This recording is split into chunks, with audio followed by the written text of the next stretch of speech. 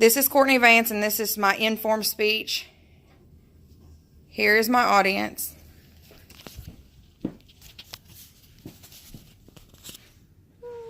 Have you ever been outside on a hot day and you got so thirsty and your mouth is parched? Have you ever got so sweat pouring down you and you wanted to come in and take a bath and there was no water coming out of the spout? You come in to get some water from your fridge and there was none in there? You ask yourself, this has never happened to me because one, I don't drink bottled water, it's not in the fridge, or two, I must have just not paid my water bill. But over the past couple weeks, I did some research, and I researched Roman building materials and techniques, guides to aqueducts, and Roman architecture. And that's what I'm going to be talking with you all about today. I'm going to be telling you about the Roman aqueducts, how they work, and where the art came from. The Roman aqueducts was one of the earliest civilization modernizations in Rome. It came about, the first aqueduct came about in 312 BC. The sources that the water came from at that time was mainly from springs, also came from about 2 rivers, and came from 1 lake. The first aqueduct that was made was about 14 miles long. This is the aqueduct structure. Up top is where it runs.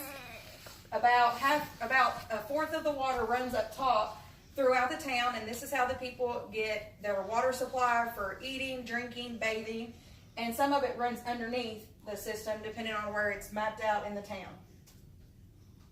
The art behind the aqueducts. This is one of the earliest structures that put a timeline for Roman engineering, and it was ahead of its time, higher than any other thing. Most people did art with clay and dirt and stuff.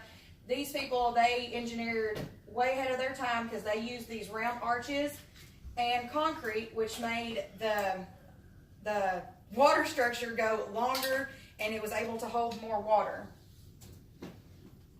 The present day aqueducts system is a little bit different. As you can see, most of it's ran under instead of over, which there is still some that's ran on top.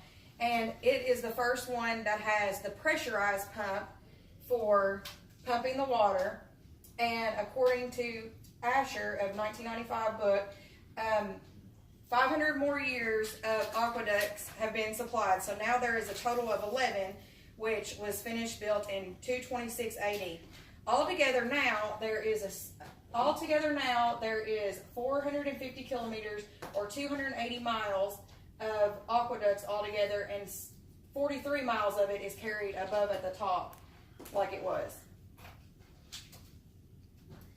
This is a map of Rome and how all the aqueducts are mapped out through. Some of them go under, see some coming from lakes, some are coming from rivers, and some are just from little springs along the way. Here's my works cited page where I got my information from. Now that you have learned about the Roman water system, now you can better appreciate going to your fridge to get a drink of water and not being out without something to drink if you're hot, and taking a warm bath. Thank you, and here's my audience again.